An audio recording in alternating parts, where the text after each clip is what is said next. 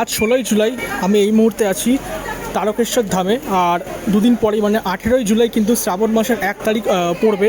ঠিক তার আগেই চলে এসেছি তোমাদেরকে এই তারকেশ্বর দর্শন করাতে। এই হচ্ছে 1 নম্বর গেট। এটা হচ্ছে মহিলাদের জন্য স্পেশাল লাইন থাকছে আমাদের যখন জল ঢালার সময়। তারকেশ্বর বাবার মন্দিরের চূড়া একদম জুম করে তোমাদেরকে দেখানোর চেষ্টা করছি। আর সামনেই যে পুকুরটা দেখছো এটাকেই বলা হয় দুধ পুকুর।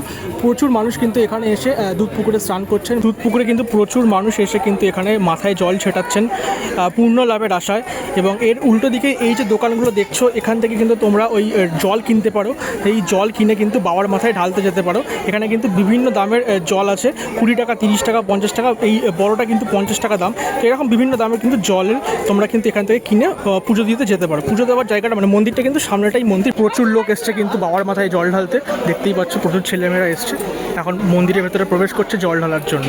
দুধ পুকুরের সাইডে যে রাস্তাটা দেখতে পাচ্ছ এটা কিন্তু স্পেশাল লাইন থাকবে, 150 টাকার বিনিময়ে ছেলে মেয়ে উভয় কিন্তু দাঁড়াতে পারবে এই লাইনে। এই স্পেশাল লাইনে কিন্তু তোমাদেরকে একটু আগে ছেড়ে দেওয়া হবে।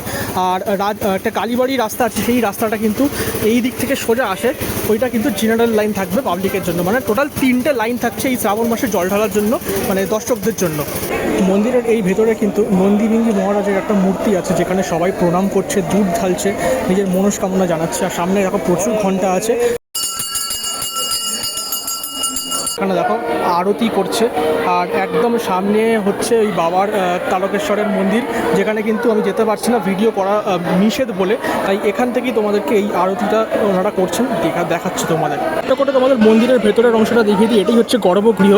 আর এখানে প্রচুর মানুষ এসছে কিন্তু পুজো দেওয়ার জন্য। দেখতেই পাচ্ছ প্রচুর ভিড় আছে, বাবাকে কিন্তু দর্শন করছে সকলে। এখানে মন্দিরে কোন পুজো দিতে গেলে কীরকম টাকা লাগবে সব কিন্তু রেট চার্ট করা আছে। দেখো মস্তক মুন্ডন, ঢিল বাঁধা, উপনয়ন মানে পৈতে, অন্নপ্রাশন, এরকম প্রচুর একদম পরপর কিন্তু লিস্ট করা আছে। এবং তার পাশে কত টাকা কী খরচ হতে পারে সেটাও কিন্তু এখানে পুরো রেট চার্ট কিন্তু দেওয়া আছে। বাঙালিদের পয়লা শুক্রবার থেকে শ্রাবণ মাস পড়ছে, এবার থেকে বাঙালিদের মেলা আর শ্রাবণ মাস আরম্ভ হচ্ছে। আর কতদিন থাকবে এটা? এটা মোটামুটি 1 মাস ধরে, এই ভাদ্র মাসের 1 তারিখ। ভাদ্র 1 তারিখে শেষ হয়। আচ্ছা, আর এই যে আমাদের যে মানে আমাদের শ্রাবণ মাস সেটা তো সামনে শুক্রবার থেকে পড়ছে, তারপরে যে সোমবারটা আসছে তখন কি বেশি ভিড়টা হবে? হ্যাঁ, ভিড়টা এবার জয়েন্টটা হয়ে যাচ্ছে তো। বেঙ্গলিদের আর নর্থ বেঙ্গলিতে একসাথে জয়েন্ট হয়ে ভিড়টা, মানে নন বেঙ্গলের বাঙালি তখন একসাথে হয়ে গেল। আর তখন রুলসটা কি থাকে? সারা রাতি জল ঢালা যায়? হ্যাঁ, মোটামুটি ভিড় দেখে তারপর ভিড় দেখে খুব ভিড় হচ্ছে রাত্রি 12টা 1টা 2টো অবধি মন্দির খুলে দেবে।